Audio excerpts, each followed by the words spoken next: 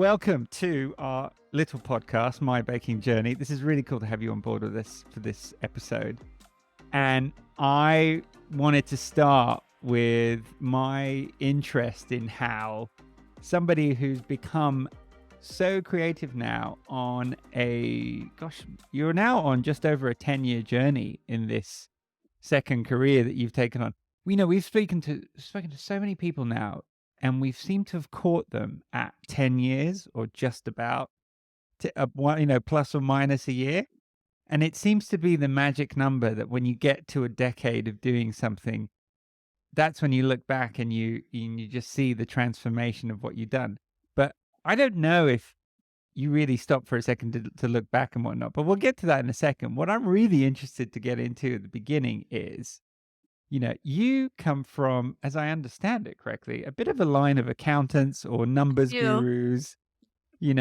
I don't want to use the word nerds necessarily because, I think I'm a nerd, but I'm not really an accountant. So I'm just trying to think of but what I am thinking of is, details, right? And, being very fastidious and methodical and going through processes and being very focused, not in front of a camera, not blogging, not this, outward personality. So I would love to get into this transformation as we get to it. But let's go back to when you were younger, right? Your dad's an accountant. You got into it. And what was the rest of your life like? You've talked quite openly about how you didn't have like baking with your mom or things like that. But was there anything creative for you when you were younger or even in high school? Yeah, so I always I think liked doing different types of creative things. Like I would sketch a lot in like a sketchbook. I loved like playing around. One of my best friends is really into fashion. And even though as you can tell from what I'm wearing, I'm not, we would like mess around and like make different designs and like sew things together.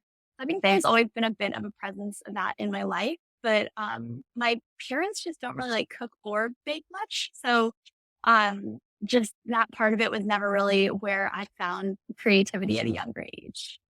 Or they're just eating out a lot then, and trying all these different restaurants, I guess. I don't know. And frozen meals, we did a lot of sports when we were kids, and teenagers. So like we just weren't home for dinner. You'd have one practice after school. You'd like grab something, then you'd go to another practice, which was fun. And I love sports and I love being active.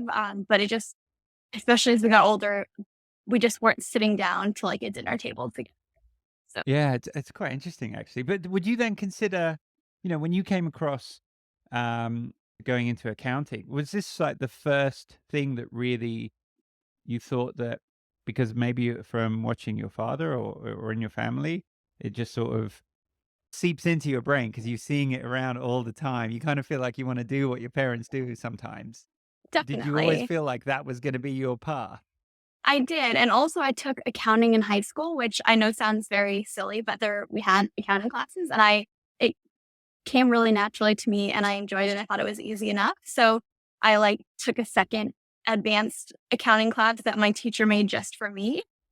So I Oh think wow. that I just enjoyed it, and it kind of came naturally to me. And maybe that's just like a full sense of confidence I had from being around it, but I just enjoyed it, and it just made sense to me. So It actually just makes sense to have an accounting class in high school. You're 15, 16, and they're teaching you about finances. That's actually sounds like a pretty smart idea. I wonder why we stopped. a lot of people took it just because it was a math alternative, but I agree. I think that it's a great test for everyone to take. Yeah, absolutely. I think that's really interesting. So it's literally you go from that to you then are studying to become a CPA, a certified public accountant from there. Mhm. There is no mention of baking, there is no mention of cooking, there is nothing at all that happens until what is this triggering moment? Because this is just the fascinating bit about your past childhood and then what you are got to now. So I think that in different circumstances, maybe I would have started baking in college, but I lived in a sorority all 4 years and we didn't really have access to our kitchen. Like could use the microwave, but we had a chef that would like make meals for everyone, like breakfast, lunch, dinner. And so it's not like I had access to an oven, and I was really busy doing a lot of different, like I was in a lot of clubs and did a lot of like extracurricular things. So I just never really got into that in school either. My attention was elsewhere. And then I took the CPA exam, moved to New York, started work, and I was just staring at an Excel screen literally all day and working pretty long hours. And so I would come home and I just like wanted to do something for me and be like late at night, but you can bake at any time of day. So I started making things that I would see on Pinterest. Like I really wanted to just like have fun with. And I did. I loved it. And it really was a great creative release at like the end of a long day. So I just kept doing it more and more because I really enjoyed it. And I really just kind of felt at peace. It like made me feel so good. Yeah. Were you still doing your sports at this time as well? I had like definitely cut back on that. I did a few different like inter company sports. Like our company has like a soccer team. And then I did some silly sports like So you kind of needed that release of something, right? So normally, previously, it sounds like that was with lots of sports and Yeah. clubs and activities, and which balanced out like that intensive studying. And then as soon as you go in and looking at Excel spreadsheets, you do need something different to do when you come home, and it's usually it is either sports or doing either running or some kind of clubs, etc., or baking or drawing or something creative. But the fact that you came to this realization that you're, staring at spreadsheets and then, your eyes are a bit blurred by the end of the day or something. I mean, were you disappointed at this point? Like you've just spent the last how many years now studying to build a career, go into this, and now you've got your first job and this is what it is. I mean, I don't know, was there that sort of smack in the face reality thing of like, oh my God, what have I done? Or was it completely okay? I don't know. think that when you join the Big Four, you kind of expect to just get beaten down. And was used to working pretty hard. I think my parents instilled like a very strong work ethic in me from a young age. So, I mean, I think that it was like, yeah, kind of, especially I was in audit, which is like the most bland, just like ticking and tying things. So, I mean, yeah, it was definitely dry, but it wasn't like I was expecting it to be the most exciting thing. I got disenchanted as I went along, but that didn't come for like another 2 years. And then I switched jobs and I actually really enjoyed my next job. So I think you just kind of take what you get. And I knew what I was signing up for when I took that job offer. I interned Yeah. there before. So like I knew what it was going to Yeah. be like. And Yeah. you're also young enough that you kind of feel like you just got to roll your sleeves up and just suck it up, right? It's probably wouldn't be something that you would do on the long term, but it was like a foot in the door, learn this environment, then perhaps I can pivot inside the organization into the areas that interest me more as I've proven myself inside that organization. But I think like the baking as a creative is just it's such a nice balance to that because it was just probably taking your mind off a lot of that quite dull work. And I mean, someone's got to do it and you've got to find it exciting as well, right? But how were you at that time? Were you just making recipes? Was it just cupcakes or cakes or biscuits, or were you just experimenting? I mean, when I tell you like I didn't know how to bake, I was like, if I had a cup measure, which anyone who bakes, I was like cramming the flour into it with like the side of the bag. Like I knew nothing. Which is over measuring my flour, by the way, if anyone doesn't know that. Hopefully everyone. Um, but I was just like experimenting like random nothing complicated. Like I didn't get into cakes but most like cookie bars or just like things that were not too crazy, but still made me feel really satisfied making them. And things that I could share. I brought them into work and I would share them with like our clients and my coworkers. And that was half of the joy too. Like half of it's making it and eating it and then also sharing it. I think it's probably quite nice even for your team when you think about it, because here when there is someone in the group that brings something in, Rachel and I had corporate careers at one point in our lives as well. And you think when someone made something and brought that in, and it'd be just a quite nice little break up in the day. That was usually me. Yeah, that was usually you walking in with either some I, beautiful uh, I, d- bread or I mean, some. you do look back. I don't know about you, Chelsea, but you do look back and think, I kind of cringe a little bit at the cakes that I thought were really good that I took in, and actually everyone else thought were really quite good. And I remember I look at them now and I think, oh gosh. But I mean, like everyone's got to start somewhere, and I should be ashamed of that. But it definitely, yeah, they went pieces of art. I don't think I don't know. There's that brilliant cake that she put on her blog with a coworker where the whole thing just looks like it melted. The triple chocolate. There are multiple of those, number one. And I do agree. If you aren't looking back at your old work and cringing, you are growing. So like it's nice to have it documented because you are like, wow, I really did start at the very like knowing nothing and look where we are now. So it's good. I think it's nice to have those reminders. It's humbling nonetheless, but it also is nice to remember that, you know? And I loved making those cakes as much as I love making cakes. So it all works Yeah, out. I think that's the interesting bit too, because you feel like surely as you were doing these, just to be able to make something that tasted halfway decent would be a bit of a confidence boost, or just give you some kind of um, either a little shot of adrenaline or some kind of desire in your brain to think, oh, I wonder if what I could do next. I don't know if you were always into food though, particularly, or sweets in particularly, but just your ability to then pick up and go, oh, that didn't taste good, or oh, maybe I should try this. Did you have that trial and error patience then to just say, oh, I'm going to do this again and see how it works? There's definitely a lot of trial and error. And I also just, even though I didn't bake really much before that, I always loved dessert. And we always had tons of dessert in our house. My mom was a firm believer that you could have dessert after any meal. And I loved that. So like I've always enjoyed sweets. And I think I ate pretty good quality sweets. So I had a decent standard of what I wanted something to taste like. Getting it to look the way I wanted took a lot longer. That's a different story. Are you naturally a perfectionist? I think I'm like a 90%ist, which like I'm by no means a perfection. I hold myself to a high standard, but I would never have gotten where I am today if I was a perfection. Because sometimes just it's gotta be like pretty good, but not perfect. I don't think anything I do is really perfect, and I'm okay with. I just try hard. Yeah, you have to sort of accept that things are good enough. But it can be really tricky when you're balancing that corporate job and at home, and you want to make something. Say you've committed to. I think it's okay when it's like a surprise and you take it into the office. But if you've committed to making something, and then say something doesn't turn out right, and it always happens with baking. Doesn't matter how many years you've been doing it, something can always go wrong. And then you realize I just have this 2-hour window and I have to get this, and then it becomes a stress then rather than actually an enjoyment. So it's a tricky thing, isn't it, when you are quite stretched for time, and now you'll be doing it at a blink of an eye and it'd be amazing. As you were growing this, so you were starting to take it into the office, did the orders start to come then?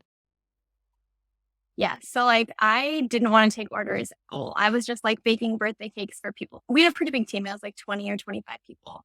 So I had lots of birthdays to deal with. And I was working like a lot. We're working weekends, we're working late at night. Like I would bake from like 10 until 2 in the morning. Like it wasn't like I had loads of free time to do this. But my friends and family really were like encouraging me to start taking orders. And then eventually, I think it was still while I was at my old job, but I did end up switching jobs to a role that had much better hours. And so I did start taking orders around that time. And that made it it's a much different experience. You're totally right. And I think people don't account, it's not just the baking. That is a huge part of it, obviously, and the stress of wanting something to look good and taste good. But it's also like the coordination, who's picking, like people would come pick it up from me in my office, or like I drop it off after work, or all of that was just like really taxing, and just back and forth of what someone actually wants, like what color they want, what flavor they want, managing payment, like all of that was a big learning process for me. So it was quite a leap in terms of what I was doing with baking. Yeah, I mean, it's a very natural thing to happen because you have your customer base right in front of you. You've been doing this sort of market research, whether you knew it or not, bringing bakes in, very casually, just, oh, I made this last night. And it's inevitable, even if you didn't realize it back then, it's inevitable that somebody's going to come up to you and say, I've got a birthday, or somebody's got this, or can you do this? But were they asking you to make things that you hadn't made before, or was it just an extension of what you might have brought in and said, oh, those are really nice, could you make me some for the weekend? Absolutely not. It was the type of thing where someone finds like a cake on Pinterest or a picture on Instagram and they're like, this is what I'd like. And it'd be something I'd absolutely never done before. But of course, you're like, Stress. sure, Oh, you I just can do do it. that. Cause because you're learning, number one, you're learning. Number two, you're getting paid to learn. Number three, it's fun to learn new skills and try new things. And it's not like I had any time to play around with cake design outside of the orders I was taking. So if somebody wanted to try something that was new, I was down for it. I would obviously like, if it didn't turn out, I would remake it or like make sure that it ended up being what they wanted. But it was definitely, I grew a lot through the types of orders that I got.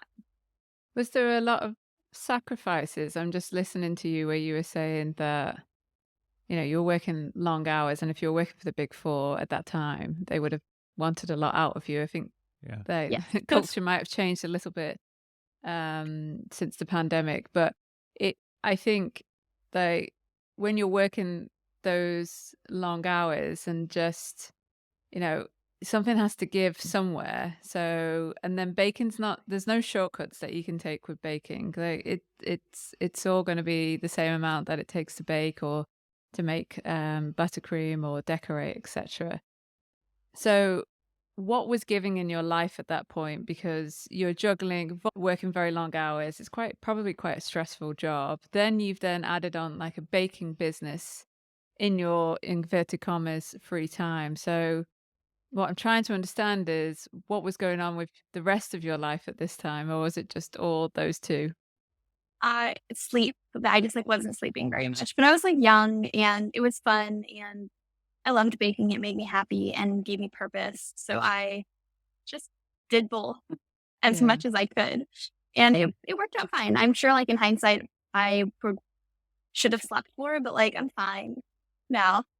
So I don't really regret like that trade at the time.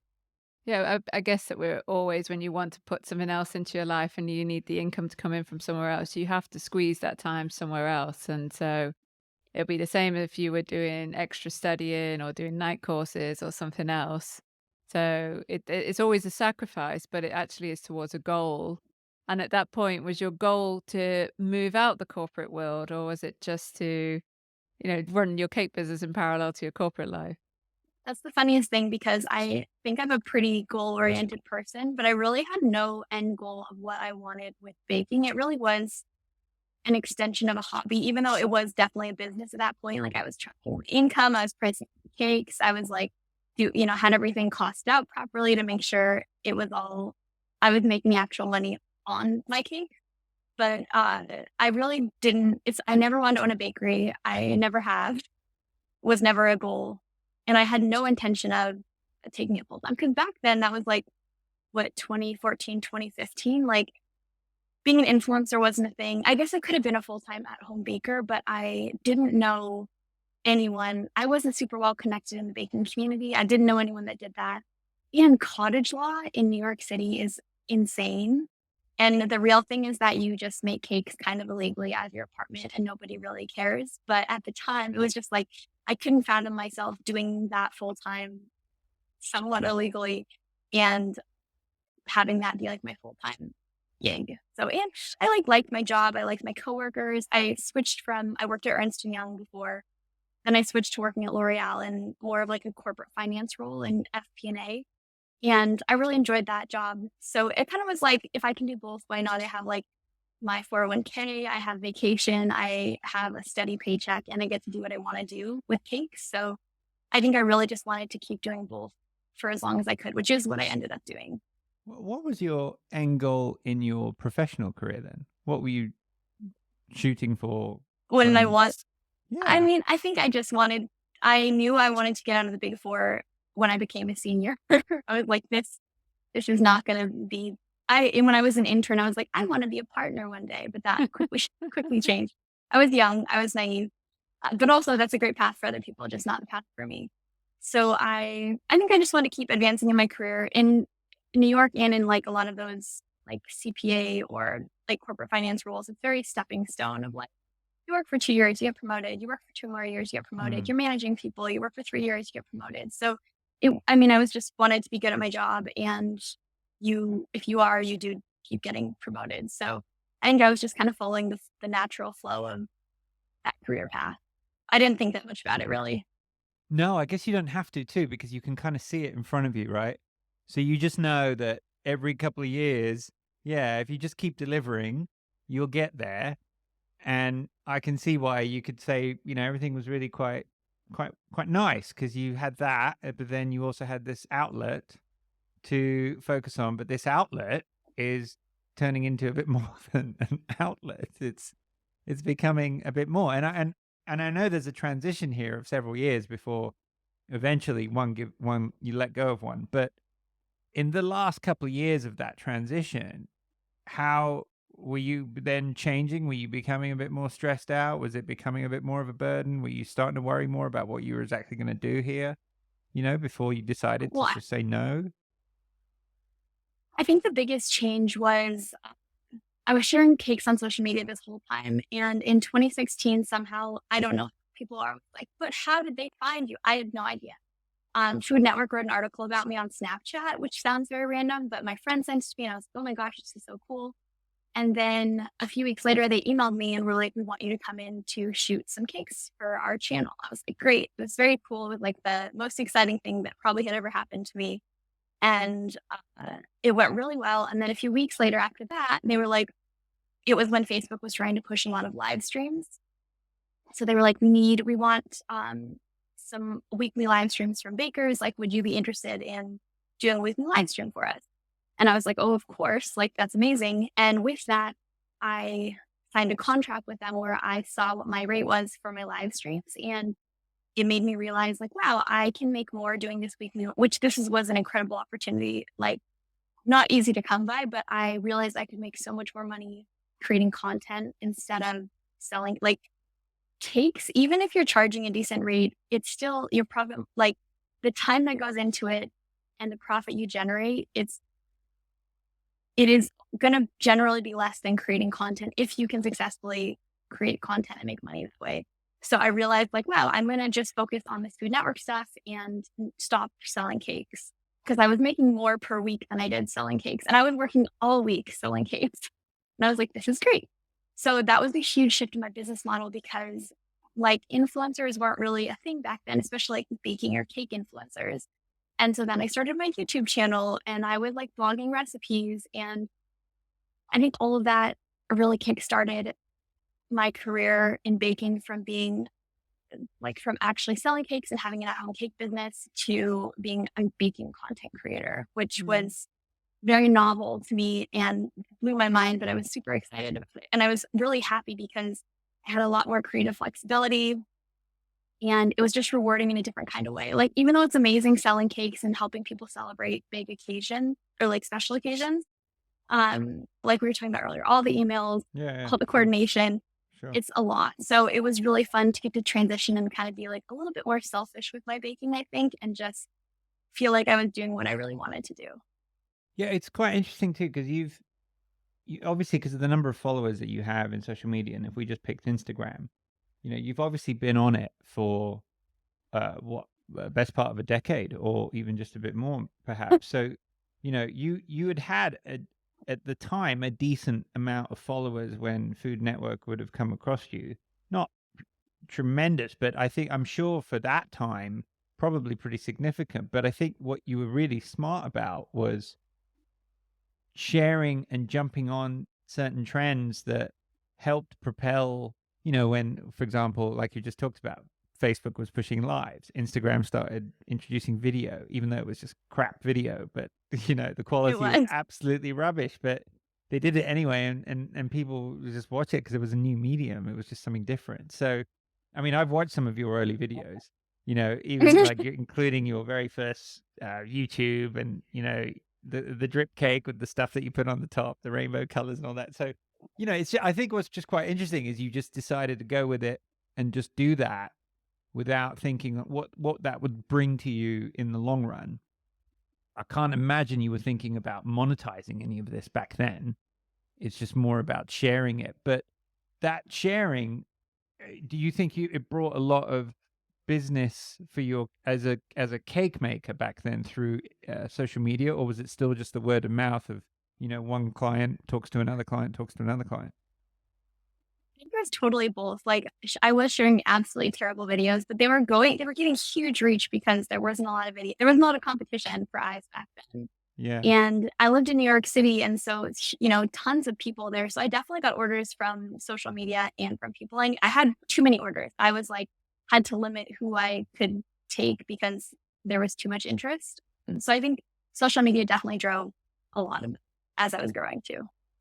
It's interesting. I just want to talk about that moment where you agreed to do a live on Food Network. Now, Food Network in America is absolutely massive, right? So they have millions. It would have been millions that would have been streaming your content live.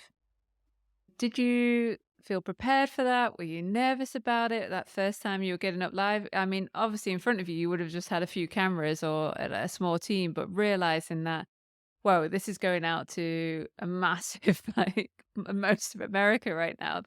How did that make you feel? I was so nervous, and I don't love being on camera. Like I'm fine with it, especially now, but I'm the type of person where if I public speak, my face turns red, I like flush, and I just don't love it. But that is one thing that's nice about lives and just all social media in general. And it's just your camera. Like you're filming it's not like you have a group of people in front of you.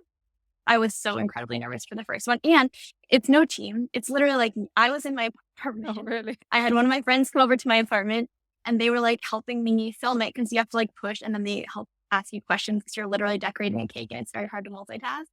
But no, it's like me and my friend in my apartment, just like making a cake, answering questions. Like it felt very informal, but that's the way like things were back then. It wasn't the way that it is now where things are I think there's a lot more money in social media now. So there's more resources and also production quality is higher. But back then, Food Network just gave me an iPhone. That was like a Food Network iPhone that I streamed from that was logged into their accounts. And it was just us having fun. But it was nice going. It felt more casual and once I got used to it, it was fun. It took a long time to get used to it though. You say that you didn't like being in front of the camera. You're okay with it now. How many years are you talking before you became okay with the idea of filming yourself and talking into a camera? I think I'm just more used to it now. I still don't enjoy it at all, but I understand that it's a necessary part of the business. But also what's really great, I don't love talking on camera just because in long format, it makes more sense, but in short format, it's like more complicated, especially with like echoes and everything nowadays. So I love that nowadays in short form video, you can just be like taking a bite of cake, Yeah. smiling, spinning a cake, smiling, sprinkling something. So I don't mind doing little snippets like that. But it's a totally different like ask when you are talking on camera for like up to an hour, like very draining and hard to be like on that whole time. And it's not my audience, it's Food Network's audience. Like, not that I swear a ton, but like you can't swear. You want to make sure that everything kind of stays, comments are good and you're being helpful and answering people's questions. So I think that's what kind of was hard. Did you have any like things that went wrong during some of these lives, or You always just like tried to battle through. Things always went wrong, but also like it doesn't really matter because people are watching. People don't expect a perfect cake at the end. They want something good, but like doesn't have to be perfect. People want to watch it come together, and feel like they're doing it with you. So I tried to keep that in mind. But the biggest disaster I ever had was I was adding a chocolate drip onto a cake, and there was like a bit of chocolate that got stuck in the nozzle. So I'm like talking and I'm squeezing and like nothing's coming out. And I'm like squeezing and I'm squeezing, and the whole top shot off, just shoots ganache everywhere. It's like hot. It's like melting the buttercream. I was like, oh my gosh, oh my gosh, oh my gosh. And then we were already having technical problems today. So I told my friend, I was like, just end the live. We're just going to pick back up. We're going to fix this and restart over. So I basically started halfway through and restreamed it, deleted the old one. And then I like added the drip and it was fine. But that was like very traumatic. And because I didn't know if Food Network would be okay with that. But there was like no way. I obviously had to stop the live to fix things. And there was no way I could just seamlessly carry But it's a funny Uh, memory, and that friend and I still laugh about it today. you were probably shaking at the time. I was Common just thing. in disbelief. I was absolutely shocked. Like you try to prepare for things, and you have everything laid out. It's all ready to go. But there was nothing that could have prepared me for this. That's a great story, though. It's fantastic. Yeah, Yeah, it I mean, is. you're effectively like it's like a class. These lives that you were doing back then, like you were teaching Yeah. techniques, would you say? Mhm. And Totally. and how confident were you in these techniques by the time you were doing this versus how long you'd been baking at that point? Did you feel like you were pretty rock solid on them? Luckily, at that point in time, I did feel pretty good. And there's like limited amount of things you can do, right? Because it has to be something that you can decorate in 30 minutes or, roughly around Yeah, that long. Because sure. even people do not have that attention span now. But back then, like you didn't want it to go on for forever. So a lot of the techniques were like fun, engaging things that were that crazy. So like I had made a gazillion drip cakes at that point. I like loved smoothing thing. It usually was just like a variety of different like fun flavors or like color combinations or celebrating different holidays. I didn't do any lives where I was like genuinely nervous about the technique. I see. So I that part see. was nice. And Yeah, I got to propose the ideas and like do little sketches and be like, this is what I'm thinking for this week. I had a lot of control over what I was doing, which was nice. that's fantastic. And did your colleagues know all this was going on, like while this is happening? Yes, every Wednesday, I didn't care what was going on. I was like, I must leave at 7:30. I would like run home, just like trying to zhuzh my hair, and then I'd go on at like 8. I bet they were all But yeah, tuning they in knew. from the office to Yeah, relate. probably. Well, and a lot of times I would cut up the cake and bring it in the next day because, like, what am I going to do with this random cake that I decorated? So, my coworkers, that's one thing I feel really lucky. All my coworkers, at every job I ever had, were super supportive. I think they saw how much I loved it. And also, like, who's going to complain about free cake? Oh God, everyone But wants people someone were who always can so bake, sweet about right? it. And also, I can't imagine like you come across as the type of person that would throw everything into what you're doing, and I can't imagine that you would let yourself let the work slip just because this was No, happening, right? You I, would just throw more at it. I'll lose another hour of sleep, or I'll lose another 2 hours sleep. I don't care. I just want to make sure I'm still performing. So I can see them just letting you do what you're doing because it's not like you're dropping the ball anywhere else, right? It's just interesting. What did that lead to doing these lives? I mean, in terms of your now cake career, what came after that as a result? so that full year, I was making videos of like more and more videos of things, and I was baking for fun, which was good because I learned how to make. As you know from my first video, it was out of focus and terrible. So I slowly got better at like filming and lighting and editing. So all of that was a big development as I was doing the live stream because I had more time to focus on that and develop those skills. And eventually it led to a lot of growth on social media, which was very exciting. It's a very addictive type of thing that happened. And it also led to my first partnership, which was very fun and like absolutely blew my mind. But luckily at that point in time, still worked at L'Oreal where I was working with marketing teams that managed social media, like relationships with different creators and partnerships. So I had my first contract and I was like, oh my God. And I like brought it to my friend in marketing and she was like, don't worry, this is what you should focus on. Like that rate's good, like da, da, da, da. And so I was really in a perfect place and I had a decent understanding of how those things worked because I managed the social budgets for Maybelline, Garnier, and Essie at that time. But I didn't have an understanding like of like what the contracts look like. All of that experience really helped me to feel confident being a creator and negotiating my own partnerships and all of this. But that was like the very beginning that like working with Food Network led to that, which then led to more partnerships, which was really great. I read that you actually set yourself some goals that you wanted to achieve, and I'm just going to read them off so everyone understands. You wanted to make 2 times your corporate salary doing Chelsweets. You wanted to pay off your mortgage. A And long story, apparently. yeah, a very long story. Back in Seattle, right? Where you are now. Yeah. And have a consistent monthly income that you felt comfortable with. And those were the goals that you had set for your business. And I understand that you smashed those within 1 year while still juggling your corporate job.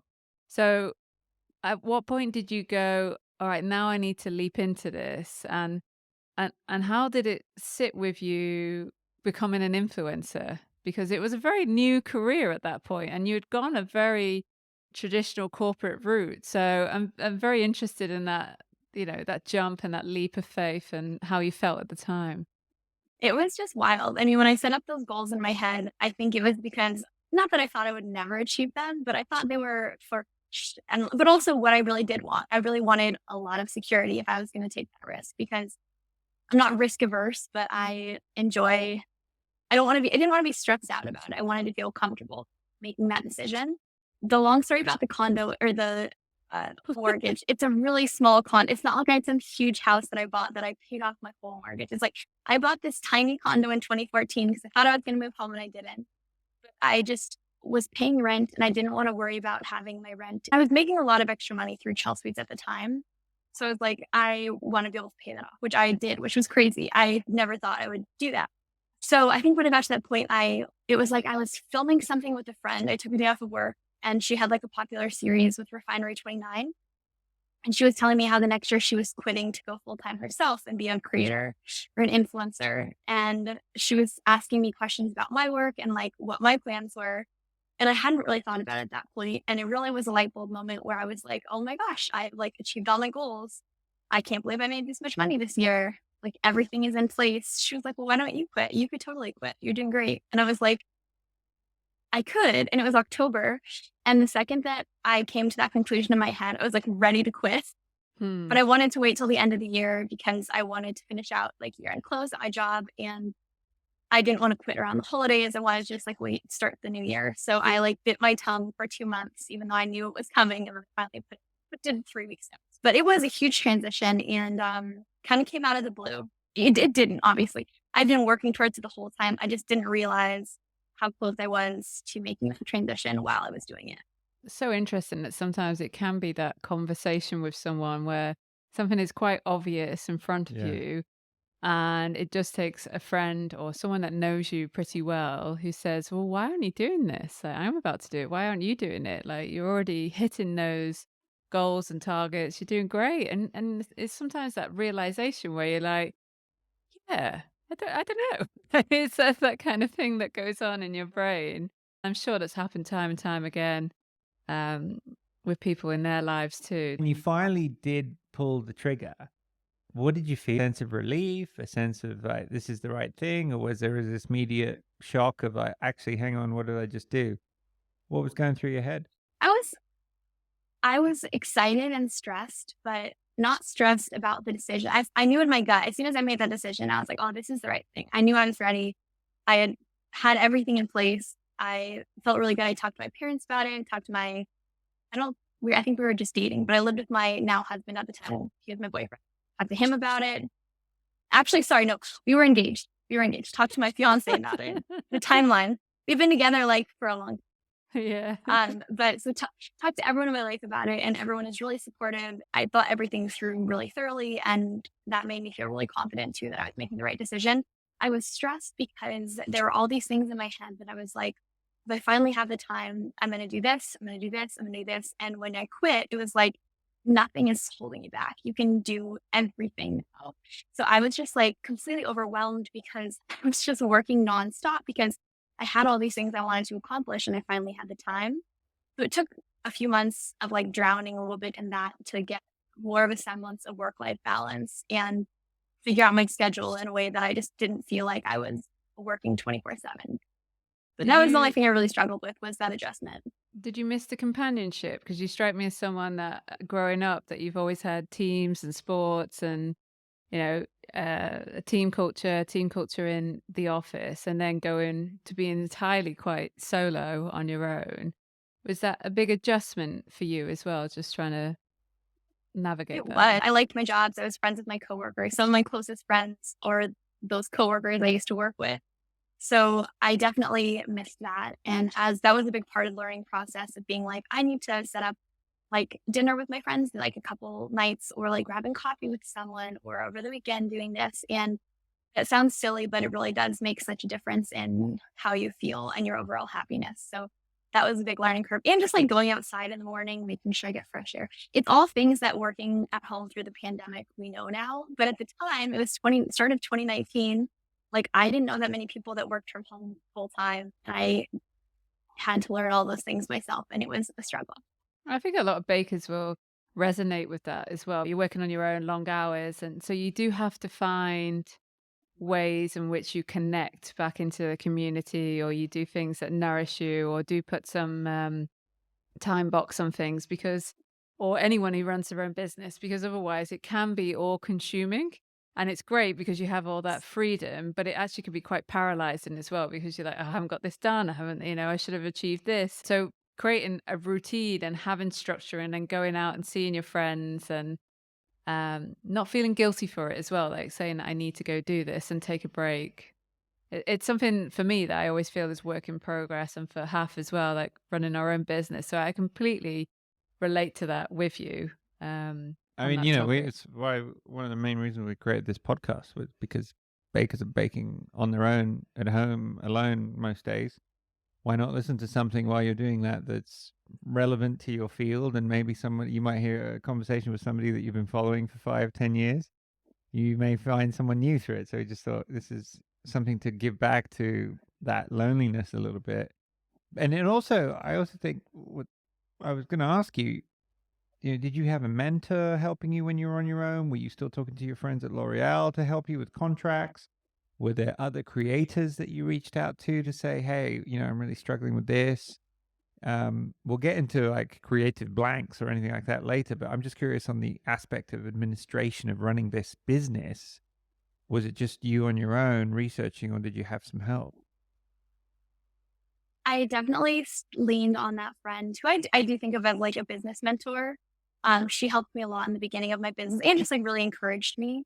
But also after I worked at L'Oreal, I went and worked at a PR agency and I worked in their digital department. And then I was directly reviewing contracts and like very close up with um, managing different partnerships and different campaigns from a financial perspective. But that gave me such good insight into rates, into like terms, into all the things that you need to know when you're reviewing a contract, like even more so than before. I felt really confident, like negotiating and reviewing my own contracts at that point. But I still leaned on like my business mentor just for like emotional support. And then I kind of naturally became friends with other creators. Living in New York City really helped with that. There's like so many like-minded people around.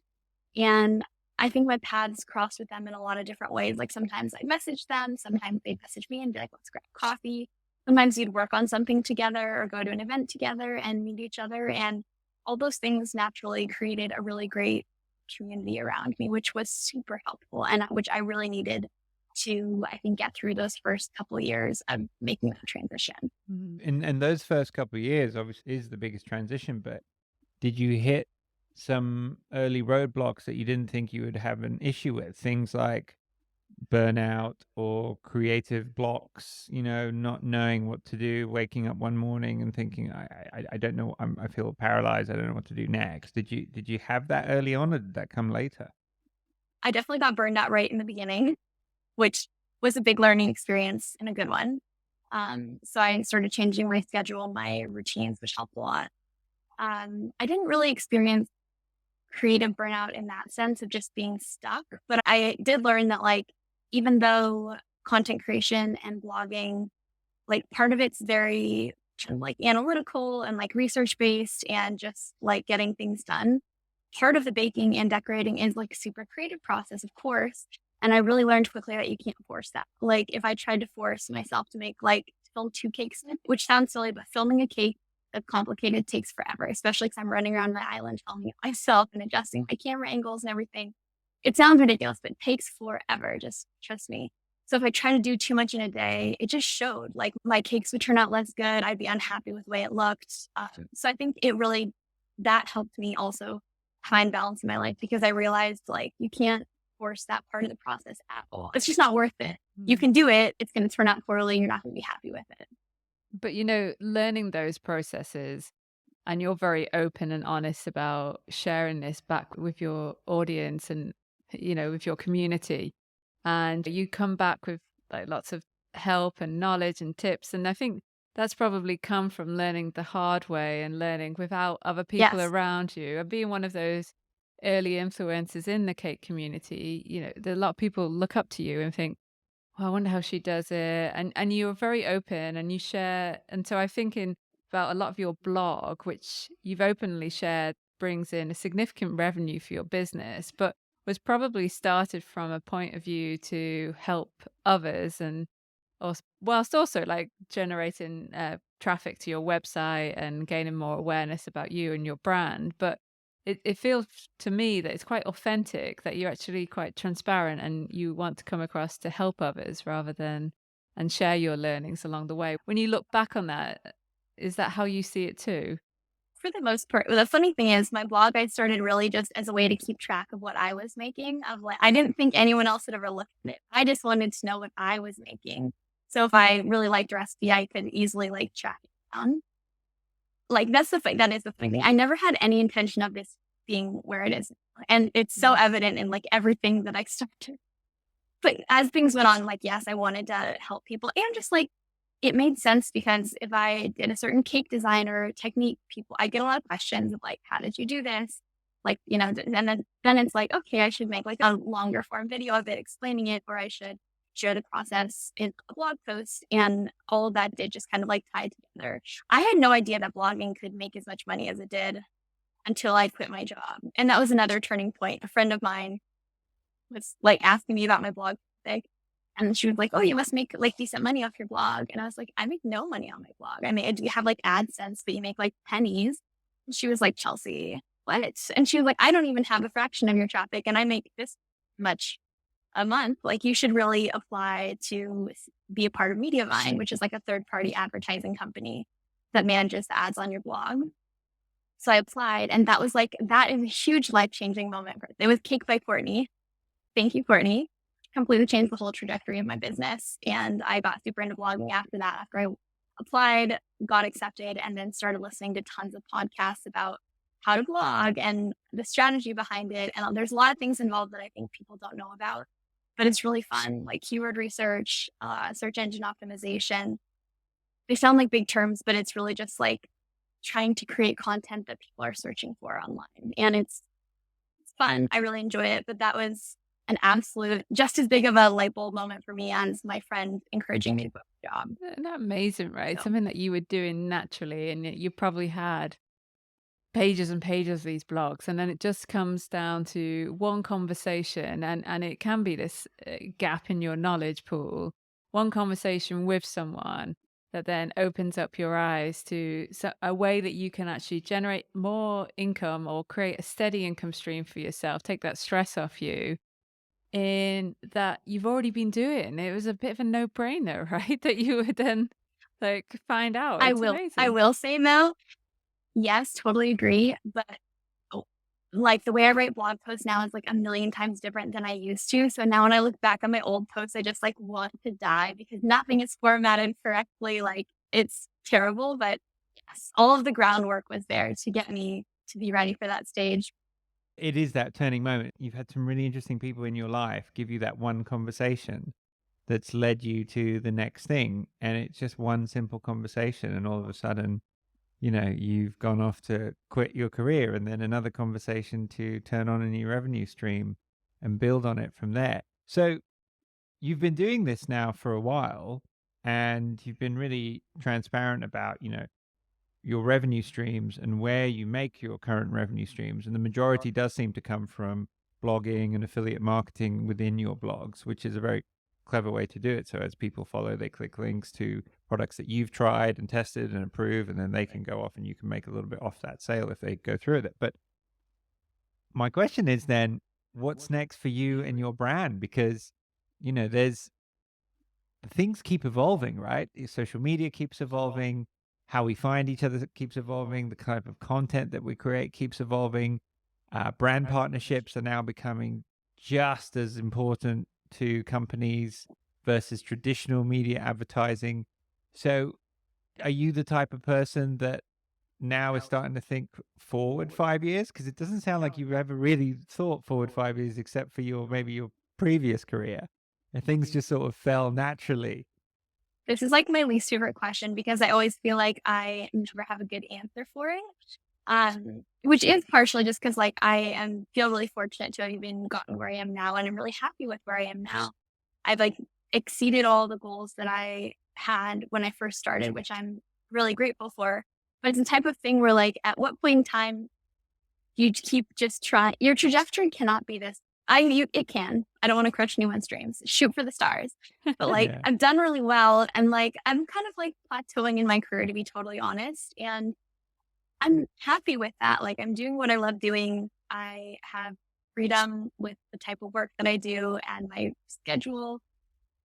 And I'm going with the flow. Obviously, if like new social media platforms come up, I'm always going to try them and continue to adapt to different trends and content, the way people create content on different platforms. But it's already a lot to just keep up with all the different platforms. Yeah. And I'm just going to kind of keep doing what I'm doing. I think a really big question I get is like, when are you coming out with a book? And I just want to be like, I don't want to do a book. But whoa, fun story. I almost did a book in 2018. I like got a deal, and then I ended up walking away from it because it didn't feel right. But I just don't really want to do a book. I love what I'm doing. I love creating video. I like Hang on. pictures So too, but like, I hate to interrupt you. It's just you glossed over that really, really quickly. You were presented with a book deal and an I opportunity. mean, I wasn't just presented. So a literary agent like started talking to me, and I really didn't want to do a book. It was before I even realized I was going to quit my job. It was like the summer before that, October, where I had that conversation. Okay. And she convinced me into doing a proposal. So I did a proposal, and we went around to different publishers, whatever, and we pitched it, and we got an offer. That was a good offer. But I just like, as I started to think about, it takes so long to create a book. I didn't have any extra bandwidth at the point. I was like still doing stuff for Food Network. I still had my full-time job. I was starting to do partnerships with myself. And I was just like, there's no way that I can. I knew that other things would suffer if I added that into my like list of things to do every day. And I just didn't want to give up any of the other things that I was doing. So I just was like, sorry, can't do this, which was wild. But I think one of the best decisions I made, because the growth that I had happen on social media and my blog in that following year when I quit my job and all the partnerships. And then that set me up so well for the pandemic because everyone was online. Traffic was insanely high. Everyone was on social media. Huge growth happened during the pandemic for a lot of creators. And having chosen not to do that book and kind of followed my gut set me up really well from a business perspective for that to happen. So very grateful that I always say trust your gut. You know what you're supposed to do. Yeah, but you'd already created a book if you look back at your blog, right? So you just need to put that into a book, right? And then you've got it done. Create a different format of baking. That'd be such an interesting read rather than a traditional format. But one question that comes to my mind is that you produce so much. I don't know if there's a team around you, but what I have in my head is... By the way, there's no team. She's shaking her head. No, Just so all right. everyone's listening. There is no team, right? I was just about to talk about this pressure to create content. Once you've built something up, which you have to your level, do you feel this pressure on your shoulders to release something on a weekly or a daily basis and something different for you across the channels? And how then do you schedule time out for yourself? So if you want to go on vacation, how do you plan that for yourself so you do have some downtime? So that's a great question. I used to post more frequently across all my channels. And as time went on, I think during the pandemic when we were stuck at home, I was creating a ton because I was anxious. I had nothing else to do. I liked baking. Like, why not? But as things started to open back up and I wanted to do other things, it was just like, does it matter if I post 4 times a week or 3 times a week or 2 times a week, especially to like Instagram or TikTok? Like, absolutely not, especially TikTok. Like, TikTok doesn't even feed you videos necessarily in a chronological order. It isn't like that at all. So nobody knows when you're posting. And like very few people are going to your profile to be like, She hasn't posted in 3 days. Like, nobody cares. I think that I thought about that and was just like, the standards that we hold ourselves to are solely created us. And like, it's great to do whatever you want to do. And also, there's different goals, right? If you're trying to grow across like a different platform or new platform, the more you share, like, yes, you're probably going to grow more quickly. And it's not that I'm saying I have given up on growth, but I'm like really happy with the audiences that I have on my platforms. And I'm kind of more focused now on engagement as opposed to growth, which sounds weird, but it's true. Like I just want my audience to be engaged and enjoying what I'm making. And I think that being able to pull back with the frequency of my posting has really helped me have a lot more flexibility in my life and create better quality content. Like I would much rather create, which I post twice a week. I'd much rather create 2 pieces of content I feel really good about that I thoroughly recipe tested in a bunch of different formats than be trying to crank out 4 things a week that I'm kind of slapping together and don't feel like it's 100% my best work. So I think that giving myself that freedom to take a little more time on things and create better quality content has been huge and has helped me really not feel that pressure the way that I used to. Is that something you had to learn though? I think we're all at the Yeah. mercy of the algorithm, and we all, feel like we should put something out, or keep present in people's lives. And Well, we should put this in context for the listeners too. We are talking to somebody who has 1.2 million plus followers on Instagram, 2.2 plus million on TikTok. So, you want to talk pressure about delivering content. That's a massive audience that is following you, quote unquote, to serve up content for. And yet I admire that you are looking at that and saying no. or maybe you had to learn it. So I'm guessing sometimes you have to go through that curve where you go, I can't do this anymore. Yes. It's all about perspective, right? Like sometimes you do just have to take a step back and be like, I'm making cakes. This isn't an end all be all thing. Like nobody's making all the recipes I share every week. Like it's fine. People will take what you give them, whether it's more or less. And they're not going to care either way. I follow a ton of different people. I love seeing their content. I'm not aware of how frequently they're posting. I'm excited when I see their content and I enjoy watching it. Like thinking about it from a consumer perspective instead of a creator perspective, I think really helps give you that perspective. It's good advice, actually. Even for Rachel herself, who creates all the content on our social media, for us, I mean, we feel like we hit a milestone yesterday. We crossed 100,000 on our Instagram, and we just thought, Congratulations, you guys. like- It's very exciting. it was quite cool. Well, we're not the type to really like celebrate. We didn't take a screenshot of it and share it in a story or anything. We just sort of like, okay, well, we did that. Now I can check that off the vision board, and we can go to the next thing, right? But it is one of those things where you feel like you spend so much time and effort for doing this, and it's okay if you drop off a little bit, because like you say, who really pays attention to when you're posting? It's also just like the pressure I used to feel to like have a story every day on Instagram, I do think stories are a unique place to like share more behind the scenes that like content.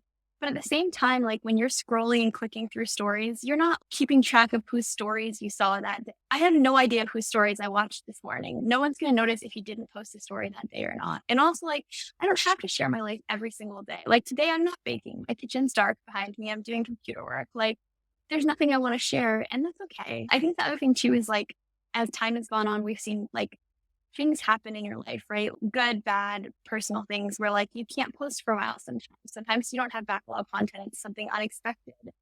And people sometimes kind of pull away and then come back. And I personally wouldn't want to take like 6 months off of social media. That gives me extreme anxiety. But I can post like stories 2 days a week instead of 7 days a week. Like nobody notices. I think that's really refreshing. Nobody notices because- except for you. No, but if you think about, I'm just thinking about all the influencers or the people out that are saying this is how you beat the algorithm, and you need to post this amount of times at this time, at this frequency every day, and make sure you post 5. So there is so much mixed messages around it across different platforms, and I think that's where perhaps the internal pressure comes on, because you're like, well, if I don't post frequently, then what if we then are going to go out to much lower audiences because we're not keeping up with the algorithm? And I think that's the misinformation that's being shared across, and people get loads of followings for like, telling what real Those trending types of song to things. put on and everything else, right? Yes. Exactly. It's But even though I have this more laid back approach to sharing content, I do still think consistency matters. What I'm saying is like, you don't have to post 7 days a week in general, like in feed posts. You could do like one, like I have a friend who's a very successful baker or like content creator, and they post like once a week, and they were just working on a book. That was all they could do. But like they got great engagement on that post. That post they share in every week was really good, and that works for them. So I think it's just figuring out what works for you, what you feel comfortable with, and what allows you to create good quality content. Because if you're posting 7 times a week, but it's very mediocre content, like are you really going to gain that much from that? Like yeah, it's a lot of effort for maybe not as much return. of course. If you post something that people engage in, it will get pushed and promoted. So if you take the effort to create content that is going to attract the eyeballs and people will spend more time watching it and engage with it, it's going to get pushed anyway. So like it just goes to, as a follow-up to what you're saying. So if I'm going to do 5 average things and they don't really do that well, then I've kind of wasted my time. I should have really just done something a bit more meaningful or what have you, and take the pressure off. But we have to talk about Chelsea's cakes. So like, it just honestly, and sometimes I'm like, oh, gosh, I should keep coming up with all these different themes. But Some one of great my ones. one of my favorites, my personal favorite was the lipstick, the Maybelline lip gloss. Honestly, there's probably you're like going like, oh, there's a story behind that. But That was like the most stressful cake ever. it was absolutely incredible. I don't think I've seen anything like it. I mean, you've done so many different Do you know things. why? Because it's a bad idea. It's a bad idea to make a cake with that much gelatin. I also was like, I've never seen anyone else do this before. And then as I was making it, I was like, this is why nobody has ever done this before, because it's stupid. Anyways, Well, I was happy with how it turned out in the end. It was hard to make. It was absolutely amazing. It's like I was looking at that. It's like, wow, like that is some feature. But just coming up with all your I know right now you've got your whole Taylor Swift Oh yes. themes that are going on right now. But you've gone through so many different ones, right? You've done animal themes, candy cakes, cakes that look like food. Yeah. And do you plan that out in advance? And also like seasonal activities where you weave in, like, I guess we've got Halloween. Are you making things way in advance so then it's not like a pressure? So when you come up to the holidays at the end of the year, have you made them in August? So then like now, okay, I don't have to worry about that whole Christmas holiday themed cakes that I need to suddenly do in December. It's a great question. I used to do that because everyone ever will be like, you need to plan ahead, like you need to da-da-da-da. But I just like, I never feel inspired to make Halloween cakes in like July. And I don't want to make Christmas cakes in September. So like, I know that's how you should do it. And I did try that and I didn't like it at all. So now I kind of do more of like a just in time method, because it's so much more reward. Also, you make a cake 4 months ago, you share it, you're not half as excited about it. It's a lot more fun if you made something like 2 weeks ago. I'm not saying I'm like making a cake and sharing it like in that week. That's stressful too, because it takes time to like edit and upload everything. But like I like making things much more close to like a week or 2 in advance and then sharing it if possible. If I'm going on vacation or something, I obviously have to work ahead. But I've really stopped doing that because it was kind of killing my enthusiasm for baking, which sounds bad. As I get older and or like if we have a family, I will have to plan further ahead because I won't have that luxury of time. But for right now, I'm kind of just going with the flow, and it's really fun because then I get a fun idea and I get to make it and then I get to share it, and it's makes it so much more enjoyable to me.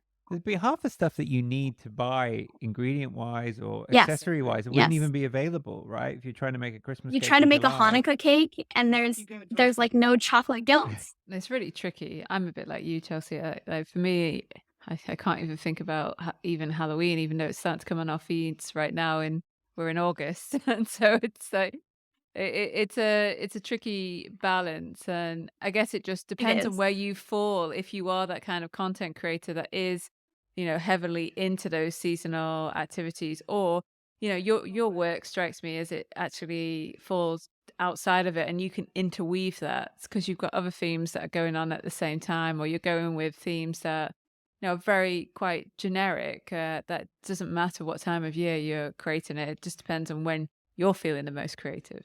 I love doing seasonal content, and also Halloween's huge. I'm starting to see content creators making Halloween stuff, and part of me now is like I'm like, I need to order some canned pumpkin. So I am almost annoyed for Halloween, but just because I love that time of year.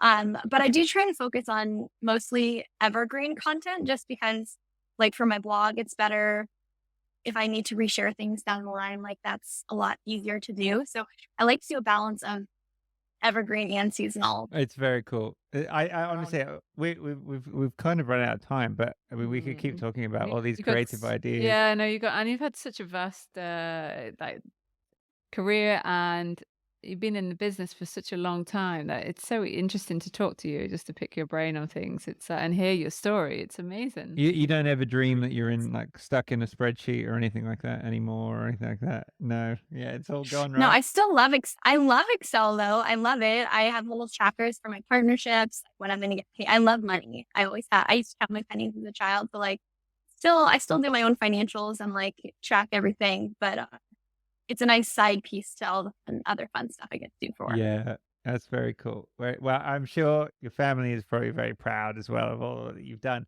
Listen, we love to wrap things up with a little quick fire round.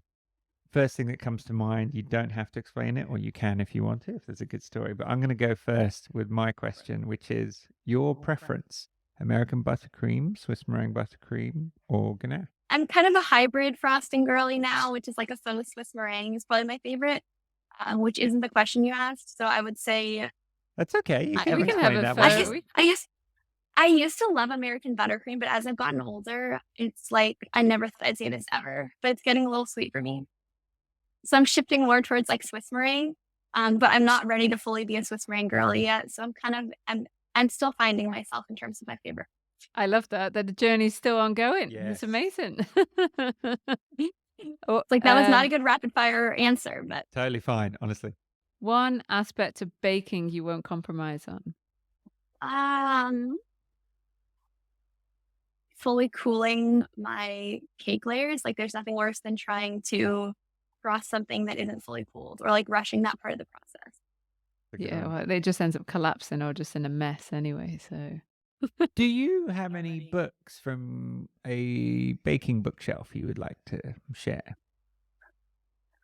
I mean, I have a lot of baking books, because a lot of my friends have come out with baking books, and they send me said books. Oh, really? Oh, cool. Well, anyone you want to Yeah, plug I or guess. promote? Go for it. It's fine. Any I favorite? feel like I should have grabbed them before this. I have like literally a full bottom shelf of like baking books. I love Erin McDowell's. She just came out with like a savory, I think it's her third cookbook. Not just came, she just came out like, I think a year ago. But she had like a savory baking pie book, which was really good. My friend Georgia just came out with Georgia's Cakes, which is like the most detailed book of everything you ever needed to know about cakes, from like leveling, trimming, stacking, tons of different techniques, tiered cakes, sales, all the works. I think that's amazing. You know, it's interesting you mentioned Georgia, because we did an episode with her, and it came out the week her book came out at the same time. That's so it's exciting. really quite a fun Her coincidence. book is amazing. It's very good. It's like so thick and sturdy. That is smell world. Yeah, exactly. That's very Anyways, cool. I could go on for days about baking books I like, so I should stop there. Okay, final question. Who would you want to make your next birthday cake? Ooh. Who would I want to make my birthday cake? This is such a big question. You can say several if you want. I would say, I think it's April London. I need to look this up. They're based in London. April's Baker. They make the most. April's, let me make sure I have the handle right. It's funny how you can follow someone for years and you recognize their work when you see it, Yeah. but you're like, I can't even remember what their handle is. I'm pretty sure it's April. Let me Just give me one. Yeah, no, that's all right. You can look it up. That's fine. Heaven forbid, April's Baker London. Aha. They make like the cutest tiered cakes that have like a lot of the vintage piping styles, but they're super cute. I love I think it's two sisters. It is two sisters. And I absolutely love their work. So I would want them to make my next birthday. Well, next time you're over in London, I'm sure they can make it happen. Thank you so much, really, Chelsea. That was such a nice time just to talk to you and get your take on everything and just listen to the journey as it's transformed from one thing into another, into another. It's just brilliant to hear. So we really appreciate it. So thank you so much for It's being an on. it's an incredibly inspiring story, but at the heart of it, a lot of hard work and a lot of grit and a lot of determination, and not an overnight success, something that has taken you years to develop and get to the point where you are today. So nothing but congratulations there. I think you've done Thank an you. amazing job, and I think you will continue to do it. So it'll be interesting to see what happens next. We'll find out. And how many accountants out there may decide, you know what, that's it. I'm going to go do something else. I will say, I think there's a strong correlation between being an accountant and being a baker. Like people that like accounting Yeah. love baking. I've had so many messages like that. So you'd be surprised. It's a very niche, but I think niche group of people, but I really do think the two things go together. That is fascinating. I would love to hear from any more accountants, former accountants out there who bake now. Yeah. All right. Thank you so much, Chelsea. Take care. Thanks so much for having me.